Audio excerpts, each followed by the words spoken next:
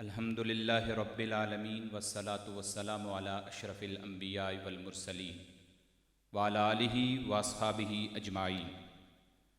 अम्मा बाद फ़ाऊज़ु बिल्लाहि मिनश शैतानिर रजीम। बिस्मिल्लाहिर रहमानिर रहीम।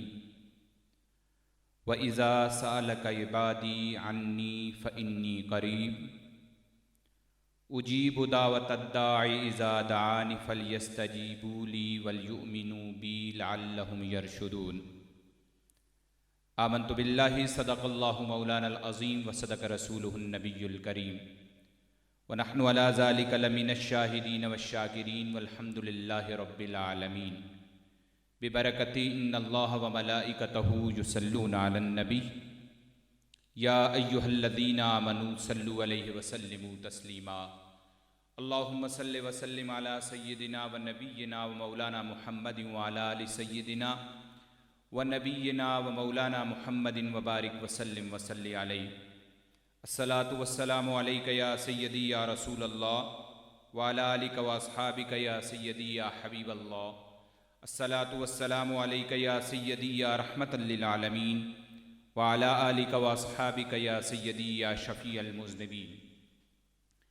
अल्लाह ताला की अनगिनत लातादाद तारीफ़ व तौसीफ़ नबी मुकर्रम ताजदार दो आलम सल्लल्लाहु अलैहि वालिहि वसल्लम की खिदमत अक़दस व अतहर में हदियाए दुरूद व सलाम अक़ीदत व मुहब्बत पेश करने के बाद वाजिबुल एहतराम नाज़रीन व हाज़रीन, परवरदिगार आलम का बेहद शुक्र व एहसान है कि उसने एक मरतबा फिर हमें इस मुक़द्दस नशिस्त में हाज़िरी की तौफ़ीक़ अता फ़रमाई। आज की मेरी हाज़िरी जिस उन्वान पर है वो है दुआ की अहमियत व फ़ज़ीलत। दुआ क्या है, दुआ का मफ़हूम क्या है, कुरान व हदीस में इससे मुतल्लक़ बयान क्या है। कमी वक्त के पेश नज़र इख्तिसार से चंद बातें, चंद मारूज़ात आपकी समातों की नज़र हैं। दुआ का लुग़वी माना है पुकारना, बुलाना, मांगना, सवाल करना। और इस्तिलाह में अल्लाह ताला की बारगाह में इस्तिग़ासा और अर्ज़ मारूज़ करना ये दुआ कहलाता है। अल्लाह ताला ने खुद अपने बंदों को दुआ का हुक्म दिया है। मैंने सरनामा कलाम के तौर पर जो आया बैयना तिलावत की है उसके मानी और मफ़ाहीम में गौर व फिक्र कीजिए। अल्लाह ताला ने फरमाया व इज़ा सअलका इबादी अन्नी फ़इन्नी क़रीब, और जब आपसे मेरे बंदे मेरे मुतल्लक़ सवाल करें तो फरमा दो बेशक मैं उनके करीब हूं। इस आयत के शान नज़ूल में मुफस्सिरीन जिक्र करते हैं कि सहाबा किराम ने अर्ज की, या रसूलल्लाह हमारा रब कहां है? तो उस पर यह आयत नाज़िल हुई व इज़ा सअलका इबादी अन्नी, और जब मेरे बंदे आपसे सवाल करें मेरे मुतल्लक़ फ़इन्नी क़रीब, तो बस मैं करीब हूं।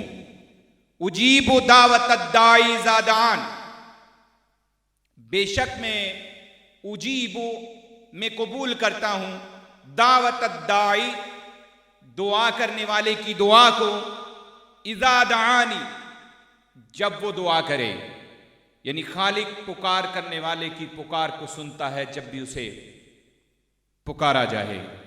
फलयस्तजीबू ली वलयुमिनू बी, तो चाहिए वो मेरा हुक्म माने और मुझ पर ईमान बरकरार रखें। लअल्लहुम यरशुदून, ताकि वो कामयाबी हासिल करें।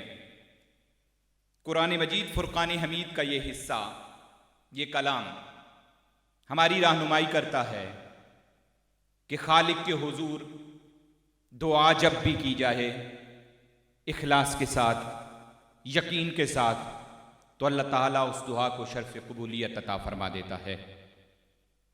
मैंने अर्ज किया कि दुआ का हुक्म खुद रब ने दिया है। कुरान मजीद में गौर व फिक्र कीजिए, इस पर आयत मौजूद है।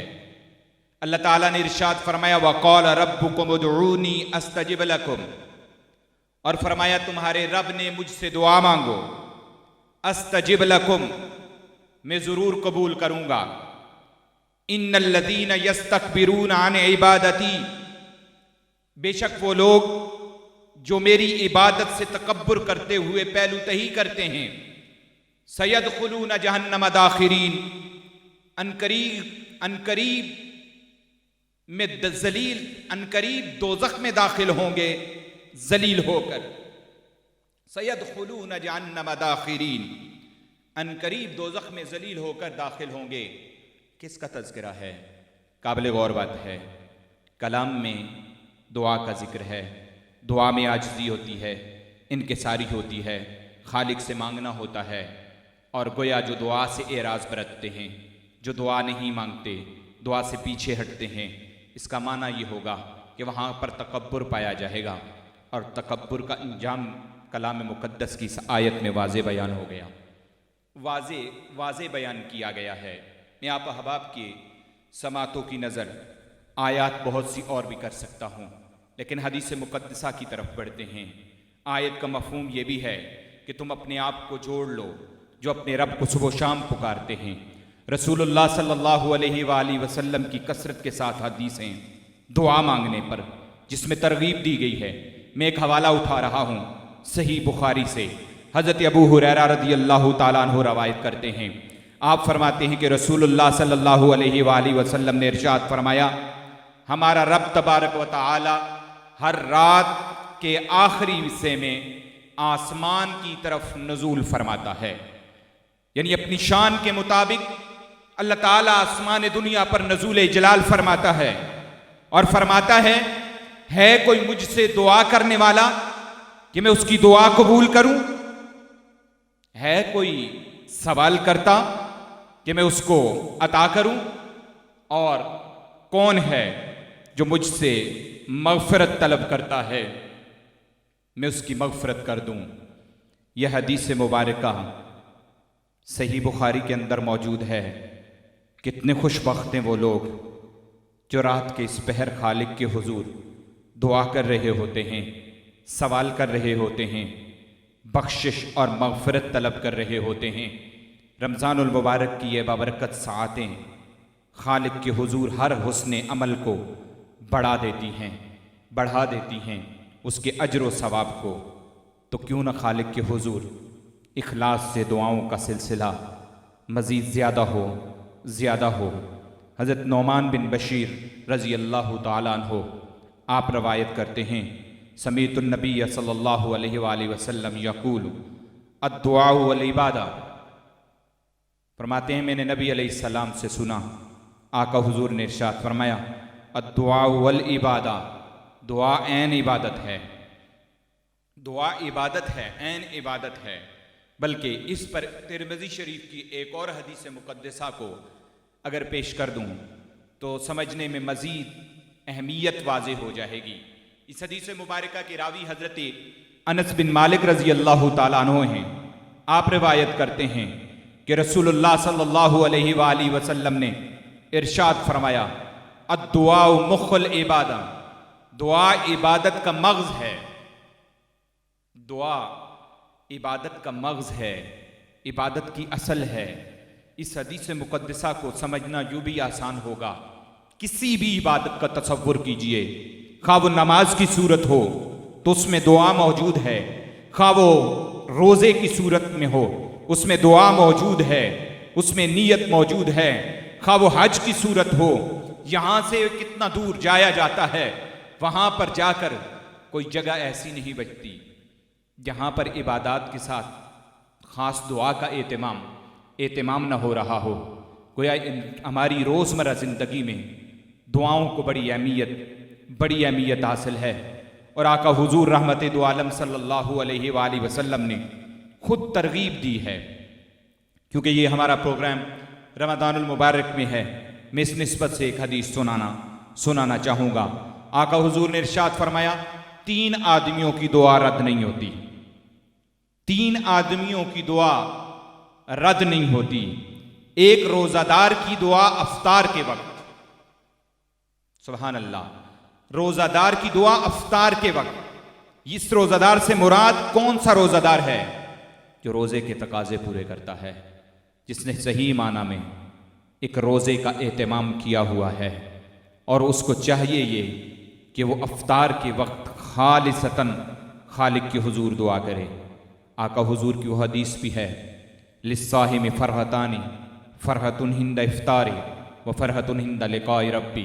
रोज़ादार के लिए दो खुशियाँ हैं, एक इफ्तार के वक्त खुशी है। इफ्तार के वक्त ये खुशी होनी चाहिए कि मौला तेरा शुक्र कि तूने हमें ये इबादत करने की तौफीक अता फरमाई। अब इफ्तार का मरहला वक्त करीब है, अब इफ्तार करने जा रहा हूँ। खालिक के हुजूर दुआ यकीन से कीजिए कि अल्लाह ताला रोज़ादार की इफ्तार के वक्त दुआ कबूल फरमाता है। दूसरा, हुजूर सल्लल्लाहु अलैहि वसल्लम ने इरशाद फरमाया, आदिल बादशाह की दुआ।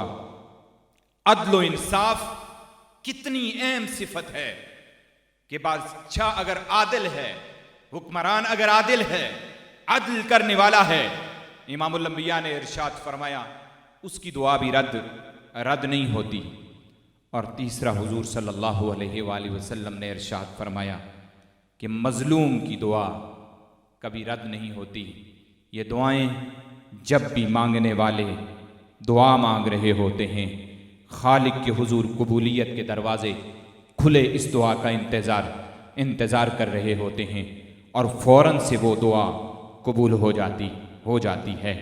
मैंने आयात भी पढ़ी तो आयात में भी ये था कि उजीबु दावत अद्दाई ज़ादान, मैं दुआ कबूल करता हूँ हर दुआ करने वाले की दुआ को। यहाँ पर भी आयत थी, वक़ाल रब्बुकुम उदऊनी अस्तजिब लकुम, और तुम्हारा रब फरमाता है कि तुम मुझसे दुआ मांगो, अस्तजिब लकुम, मैं ज़रूर कबूल करूँगा। इधर हदीस मुक़द्दसा में भी 3 अशख़ास ऐसे यहाँ पर मौजूद हैं जो दुआ करते हैं, उनकी दुआ कभी रद्द नहीं होती। उधर बुखारी के हवाला से भी इसी तरह रहमत रब्बी आवाज़ा लगा रही होती है और जो मांगने वाला होता है उसकी झोली फौरन से भर दी जाती है।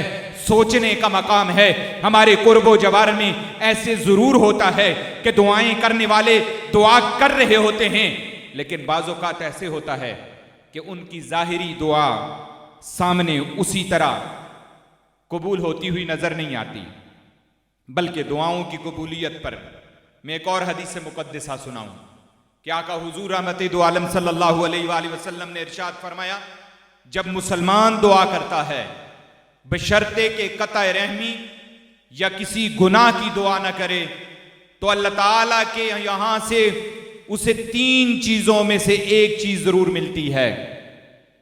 ये हमारी ज़हनी सवालात के जवाब की एक सूरत बनती है कि बंदा जब दुआ करता है तो उसकी दुआ उसी तरह कबूल होती हुई नजर नहीं आती। और बाज़ औक़ात तो बंदे ऐसे भी दिखाई देते हैं, नऊज़ बिल्लाह, यहाँ तक कह देते हैं दुआएं कर कर के थक गए हैं, कबूल तो होती नहीं है।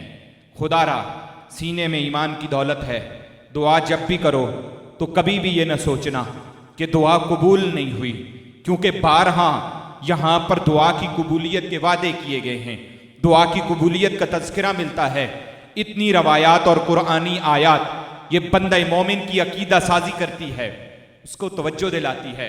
हुजूर ने इरशाद फरमाया 3 चीज़ों में से एक चीज़ ज़रूर मिलती है, यानी उसकी दुआ की सूरतें, दुआ कबूल होती है, लेकिन उसकी कबूलियत की 3 सूरतों में से एक सूरत होती है। वो क्या होती है? पहली ये कि दुआ करने वाले ने जो दुआ की है, अगर उसके हक में उसी वक्त उसका पूरा होना बेहतर हो तो खालिक उसकी दुआ को उसी तरह कबूल कर लेता है और उसको वो चीज़ मिल जाती है, उसकी दुआ पर वो दुआ कबूल कर ली जाती है, उसके सवाल पर उसको जवाब मिल जाता है। दूसरी सूरत आका हुजूर ने इरशाद फरमाई कि उसके बदले कोई बुराई या मुसीबत हटा दी जाती है, बुराई या मुसीबत हटा दी जाती है। तीसरी चीज़ हुजूर सल्लल्लाहु अलैहि वसल्लम ने बयान की, आपने फरमाया तीसरी चीज़ उसे ये मिलती है, इन तीनों में से एक तीसरी चीज़ ये मिल सकती है। फरमाया आखिरत में उसी कदर सवाब उसके हिस्से में शामिल कर दिया जाता है। इन तीनों सूरतों में से एक चीज उसको जरूर मिल रही होती है। आइए मैं इस हदीस मुक़द्दसा को मजीद हदीस की रोशनी में ही थोड़ा सा और वाज़ेह कर दूं कि हुजूर सल्लल्लाहु अलैहि वसल्लम ने इरशाद फरमाया, क़यामत के दिन अल्लाह ताला बंदे को बुलाएगा और बुलाकर इरशाद फरमाएगा, मेरे बंदे, मैंने तुझे दुआ का हुक्म दिया और कबूलियत का वादा किया था, तो क्या तूने मुझसे दुआ मांगी है? अल्लाहु अकबर। ये आयात सामने हैं कि मेरे बंदो, वइज़ा सालक इबादी अन्नी, जब मेरे बंदे मेरे मुतल्लक तुझसे सवाल करें या महबूब, फ़इन्नी करीब, तो उन्हें बता दो कि बेशक मैं करीब हूँ। वक़ाल रब्बुकुम उदऊनी अस्तजिब लकुम, और फरमाया तुम्हारे रब ने कि तुम मुझसे दुआ मांगो, मैं ज़रूर कबूल करूँगा। ये सवाल खालिक ने बंदे से पूछा और पूछ लेना है कि मैंने तुझे दुआ का हुक्म दिया, कबूलियत का वादा किया, क्या तूने दुआ मांगी? वो अर्ज़ करेगा, मौला मैंने मांगी थी दुआ। अल्लाहु अकबर। हुक्म होगा, इरशाद हुआ कि तूने कोई ऐसी दुआ नहीं मांगी जो कबूल ना हुई हो, यानी उसकी दुआ को कबूल कर दिया गया था, लेकिन सूरतें मुख्तलिफ थी, उनका नज़ारा करवाना मकसूद था। फरमाया तूने फ़लाँ दुआ मांगी, फ़लाँ तकलीफ़ दूर हो जाए, वो तकलीफ़ दूर हो गई। फ़लाँ मौका पर तूने दुआ की और वो दुआ तुझे ज़ाहिरन कबूल होती हुई नज़र ना आई। फरमाया तुझसे फ़लाँ गम दूर कर दिया गया था, फ़लाँ मुसीबत उस दुआ के सबब से टाल दी गई थी। और तीसरा, उसे उस मौका पर कुछ दुआओं का अजर व सवाब बताया जा रहा होगा। मफ़हूम रवायत ये है, वो ये कहा जाएगा कि तेरी वहाँ पर दुआ उस तरह कबूल भी न हुई, तुझे आने वाली कोई मुसीबत भी उस दुआ के सबब न टाली गई। ये तेरी दुआ का सवाब है जो तेरे नामा आमाल में शामिल किया गया। हदीस मुक़द्दसा के लफ्ज़ हैं कि उस वक्त वो कहेगा, काश कि मेरी दुनिया में कोई दुआ कबूल न होती, आज मेरे नामा आमाल में उसका सवाब ज़ाहिर हो जाता। हदीस मुक़द्दसा का ये हवाला देने का मकसद ये हदीस सपोर्ट कर रही हैं, ये हदीस मुक़द्दसा तरगीब दे रही हैं कि दुआ मांगी जाए, दुआ से किसी भी सूरत में पीछे ना हटा जाए, रुका ना जाए, बल्कि हमा वक्त दुआ की जाए।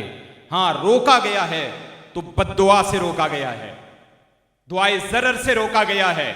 हुजूर सल्लल्लाहु अलैहि वसल्लम ने इरशाद फरमाया, अपनी जानों, अपनी औलाद और माल और खादमों को बद्दुआ न दिया करो, मुबादा कि अल्लाह के किसी ऐसे खास वक्त में वो वाक़या हो जाए जो कबूलियत का वक्त है। यहाँ पर तरबियती पैगाम भी है, उन माहों की नज़र भी, उन अजीज़ों की नज़र भी कि जो दुआए ज़रर और बद्दुआओं का सिलसिला जारी रखे होते हैं। खुदारा देनी है तो दुआ दो, किसी को भी दुआ दो, दुआएं कबूल होती हैं। और दो नज़रिए और अकीदे बाज़ जगह ऐसी होती हैं जो ऐसी निस्बत वाली होती हैं कि खालिक के हुजूर सवाल किया जाए तो अल्लाह उस जगह की बरकत से सवाल का जवाब और दुआ फ़ौरन कबूल फरमा लेता है। और बाज़ औकात ऐसे होते हैं जो कबूलियत के औकात होते हैं, उनमें दुआ के हवाले से ये ख़ास एहतमाम किया जाए कि दुआएं की जाएं कबूलियत के वक्त में। हाँ, कबूलियत की घड़ियों में बाज़ जगहों पे इशारे मिलते हैं, लेकिन अक्सर तो पोशीदा मामला है कि बंदे को मोहतात कर दिया गया है कि तूने दुआ करनी है और बद्दुआ से बचना है, दुआए ज़रर से बचना है, और अपने लिए खुसूसन दुनिया में भी हसना, आखिरत में भी हसना की दुआएं की जाएं। मैं एक हदीस मुबारका आपकी समातों की नज़र करने लगा हूँ। यह हदीस मुबारका सही मुस्लिम के अंदर है, एक वाक़या की सूरत में है। हज़रत अनस रज़ी अल्लाह ताला अन्हु रावी हैं। आप रिवायत करते हैं कि एक मरतबा रसूलुल्लाह सल्लल्लाहु अलैहि वसल्लम एक ऐसे शख्स की इयादत के लिए तशरीफ ले गए। जनाब रिसालत माब सल्लल्लाहु अलैहि वसल्लम ने उस शख्स की इयादत की जो इंतहाई कमज़ोर था, और आका हुजूर ने उससे पूछा, क्या तूने कोई दुआ की है? उसने कहा, जी हाँ, मैंने दुआ की है। मैंने अल्लाह की हुजूर ये दुआ की है, ऐ अल्लाह, मुझे अगर तूने दुनिया में सज़ा देनी है, कब्र में सज़ा देनी है, आखिरत में सज़ा देनी है, उसकी बजाय मुझे दुनिया में दे दे। रसूलुल्लाह सल्लल्लाहु अलैहि वसल्लम ने सुभान अल्लाह कहा और फरमाया, ऐसे नहीं, बल्कि खालिक के हुजूर दुआ करनी थी तो ये मांगना था, ऐ अल्लाह, मुझे दुनिया में भी भलाई अता फरमा और आखिरत में भी भलाई अता फरमा। रसूल रहमत ताजदार दो आलम सल्लल्लाहु अलैहि वसल्लम का उस्वा हमारे सामने है। आका हुजूर के साथ जिन लोगों ने शिद्दत का मुजाहिरा किया, जिन लोगों ने रसूलुल्लाह सल्लल्लाहु अलैहि वसल्लम को अज़ियत दी, फरिश्ते तक हाजिर हो जाते, या रसूल अल्लाह दुआए ज़रर फरमाइए इनके लिए, हुक्म हो तो पानी इतना आ जाए, हुक्म हो तो हवा इतनी आ जाए, लेकिन इमामुल अंबिया फरमाते कि मुझे रहमत बनाकर भेजा गया है। रसूल रहमत ताजदार दो आलम सल्लल्लाहु अलैहि वसल्लम की सुन्नतों में दुआओं का खास एहतिमाम नज़र आता है। हदीस से ही पढ़िए, सही हदीस में हमें वाज़े लफ्ज़ों में मिलता है, ताजदार दो आलम सल्लल्लाहु अलैहि वसल्लम फ़र्ज़ नमाज के बाद दुआओं की कबूलियत का मोइज़ा जां फिज़ा सुनाते हैं। आका हुजूर रहमत दो आलम सल्लल्लाहु अलैहि वसल्लम बारहा जिक्र फरमाते हैं कि जब इज्तिमाही सूरत हो जाए, मुसलमान मिल के दुआएं करें, अल्लाह उनकी इज्तिमाइयत की बरकत से दुआओं को शर्फ कबूलियत अता फरमा देता है। ये सब कुछ कहने का मतलब ये था कि तरगीब हो जाए, तहरीस मिल जाए कि दुआएं करनी हैं। कुरान मजीद फुरकान हमीद की आयात आप अहबाब को भी याद होंगी। एक तो मशहूर आयत है, गौर व फिक्र कीजिए, जो हम लोग अक्सर तशहुद में पढ़ते हैं, रब्बि जालनी मुकीमस सलाती व मिन ज़ुर्रियती रब्बना व तक़ब्बल दुआ रब्बना ग़फ़िरली वलिवालिदैया वलिल मोमिनीना यौम यक़ूमुल हिसाब। ये कुरान मजीद की आयत हमें तरगीब देती है कि अपने लिए भी दुआ कीजिए, अपने बुजुर्गों के लिए भी दुआ कीजिए और आने वाली नस्लों के लिए भी दुआ कीजिए। दुआ तो वो है, इतनी इसमें ताकत है, इतनी इसमें कुव्वत है, इतना इसमें असर है, दिल से की जाए तो अल्लाह इसका असर आने वाली नस्लों को भी अता फरमा देता है। और जो ईमान की हालत में दुनिया से रुखसत हों, अल्लाह उन्हें भी इस दुआ का समर अता फरमा देता है। दुआएं तो फरिश्ते मांगते हैं, सुन्नत है तो फरिश्तों की है। अल्लज़ीन यहमिलूनल अर्शा व मन हौलहु युसब्बिहून बिहम्दि रब्बिहिम व युमिनून बिही व यस्तग़फिरून लिल्लज़ीना आमनू। वो जो अल्लाह का अर्श उठाए हुए हैं, ये फरिश्तों का तज़किरा है, और जो उनके इर्दा गिर्द हैं उनका जिक्र है। अल्लाह की हम्द के साथ तारीफ़ कर रहे होते हैं, खालिक पर ईमान उनका यकीन पुख्ता होता है। व यस्तग़फिरून लिल्लज़ीना आमनू, वो इस्तिग़फ़ार तलब करते हैं, दुआ कर रहे होते हैं ईमान वालों के लिए।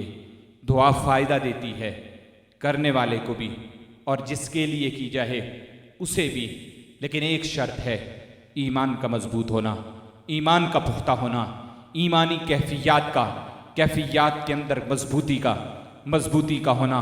खालिक के हुजूर दुआ की जाए यकीन के साथ। हदीस मुक़द्दसा का मफ़हूम है, अल्लाह के बाज़ बंदे ऐसे होते हैं जिनकी ज़ाहिरी हालत इतनी बनी हुई नहीं नज़र आ रही होती, उनकी कैफियत इतनी ज़ाहिरन अच्छी दिखाई नहीं दे रही होती, लेकिन खालिक के हुजूर से जब वो अल्लाह के हुजूर दुआ मांगते हैं, सवाल करते हैं, हदीस मुक़द्दसा का मफ़हूम है, वो जिस बात पर कसम उठा लें अल्लाह वो मामला उसी तरह फरमा देता है। दुआएं खालिक के हुजूर ताल्लुक़ का नाम है, यकीन की पुख्तगी के साथ मांगने का नाम है। अल्लाह के हुजूर से जब यकीन की पुख्तगी के साथ दुआ की जाए तो खालिक उस दुआ को शर्फ़ कबूलियत अता फरमा देता है। दुआ किस तरह मांगी जाए, दुआ में आका हुजूर के यहाँ दुरूद व सलाम होना चाहिए। रसूलुल्लाह और आपकी आल पर दुरूद पढ़ना चाहिए। इसी तरह दुआ जब अल्लाह के हुजूर से मांगी जाए, दुनिया और आखिरत की भलाइयों की दुआ मांगी जाए। दुआ का तकाजा ये है, सिर्फ अपने लिए नहीं, दूसरों के लिए भी दुआ की जाए। मांगने वाला बंदा खालिक के कायनात के हुजूर बड़ा इज्जत वाला, बड़ा मोहतरम काम कर रहा होता है। हज़रत अबू हुरैरा रज़ियल्लाहु ताला अन्हु से मरवी है, आपने फरमाया कि हुजूर सल्लल्लाहु अलैहि वसल्लम ने इरशाद फरमाया, अल्लाह ताला की बारगाह में दुआ से ज़्यादा मोहतरम और मुकर्रम कोई चीज़ नहीं है। खालिक के हुजूर ये बड़ी मोहतरम है, बड़ा मुकर्रम काम है। तो फिर इसलिए मैं ये कहूँगा, इस मुकर्रम चीज़, इस मोहतरम चीज़ के साथ मुसलमानों का ताल्लुक़ मज़बूत होना चाहिए। रसूलुल्लाह सल्लल्लाहु अलैहि वसल्लम की हदीस में क्या हमें रहनुमाई मिलती है कि दुआ किस वक्त की जाए, किस को करनी चाहिए। आम तौर पे हमारा अमली मुशाहिदा ये है कि ज़्यादातर दुआएं, ज़्यादातर इबादत की तरफ वो बंदा जाता है जिसके हालात अच्छे न हों, जिसकी माली कमज़ोरी हो। क्या दुआ की सूरत में क्या माजरा है, ऐसा होना नहीं चाहिए। बल्कि मैं इस हदीस मुक़द्दसा को, तिरमिज़ी शरीफ की हदीस है, सुनाने की तरफ जा रहा हूँ इस नीयत से कि जो मालदार हैं, जो अच्छे हालात में हैं, वो भी खालिक के हुजूर दुआ करें। हज़रत अबू हुरैरा रज़ियल्लाहु ताला अन्हु से रवायत है, आपके रवायत करते हैं कि हुजूर नबी मुकर्रम ताजदार दो आलम सल्लल्लाहु अलैहि वसल्लम ने फरमाया, जिसे पसंद हो कि अल्लाह ताला मुश्किलात और तकालीफ के वक्त उसकी दुआ कबूल फरमाए, जिसे ये पसंद हो कि अल्लाह ताला मुश्किलात के वक्त, तकालीफ के वक्त उसकी दुआ कबूल फरमाए, उसको क्या चाहिए? आका हुजूर ने इरशाद फरमाया, उसे चाहिए कि वो जब खुशहाली के हालात में हो, ज्यादा से ज्यादा दुआ करे, कसरत से दुआ करे। मैं इसलिए कह रहा हूं कि दुआओं की कबूलियत की तमन्ना तो हर वक्त है, लेकिन आज हम में से जो खुशहाल हैं, अल्लाह ताला सबको खुशहाली अता फरमाए। लेकिन यह हदीस बयान कर रही हैं, यह हदीस मफहूम ये दे रही हैं कि खुशहाली की हालत में ज़्यादा खालिक के हुजूर दुआ करो ताकि तंगदस्ती ना आए। और अगर कोई मुश्किल या तकलीफ़ आ भी गई, अल्लाह खुशहाली के वक्त की कसरत से की हुई दुआओं की बरकत से तंगदस्ती के वक्त की दुआओं को कबूल फरमा देगा। दुआओं पर फ़ौरन से नज़र रहमत फरमाएगा। मेरी गुफ्तगू का वक्त बहुत थोड़ा सा रह गया और इंतहाई रूहानी वक्त है। दुआओं की कबूलियत का मोइज़े जाँ फ़िज़ा सुनाने वाला ये वक्त है। ये बाबरकत महीना है, इसका अज़मत माब अशरा गुज़र रहा है। खालिक के हुजूर हमने यकीन से दुआएं करनी हैं। अल्लाह ताला के हुजूर से दुआ पर ख़ास तवज्जो करम मिलेगा। अल्लाह के हुजूर सिद्क़ के दिल से दुआ करनी है तो किसकी करनी है? आका हुजूर रहमत दो आलम सल्लल्लाहु अलैहि वसल्लम हमा वक्त दुआ करते रहते, हालांकि नबियों के इमाम मासूम अनिल खता थे। गोया ये अकीदा दे दिया, दुआ का होना ये इसलिए नहीं कि बंदा गुनाहगार हो तो फिर मांगे, ज़रूरतमंद हो तो फिर मांगे, बल्कि दुआ एक मुस्तकिल इबादत है। ये इबादतों का मग़ज़ है। कोई दुनिया से रुखसत हो जाए तो तब दुआ करो, कोई दुनिया में जलवगर हुआ तो तब दुआ करो, माली एतबार से किसी कारोबार का इफ्तिताह है तो तब बरकत की दुआ करो, नुकसान हो रहा है तो तब खालिक के हुजूर दुआ की जाए। दुआ के अदाब को मलूज़ खातर रख कर दुआ की जाए, क्योंकि जो अमल जितने अदब से किया जाता है, जितनी अच्छी नीयत से किया जाता है, जितने इखलास से किया जाता है, जितनी मोहब्बत से अमल बजा लाया जाए, उतना उसकी शर्फ व कबूलियत के इम्कानात ज़्यादा होते हैं। आज वबाहों के इस हालात में मैं रवाज के तौर पर नहीं कहूँगा, बल्कि आँखें नम होनी चाहिए और इस मरहले पर वबाहों के ख़ात्मे की दुआ करनी चाहिए। आलम इस्लाम को इस वक्त जो चैलेंजेस दरकार हैं, उनके हवाले से दुआ होनी चाहिए।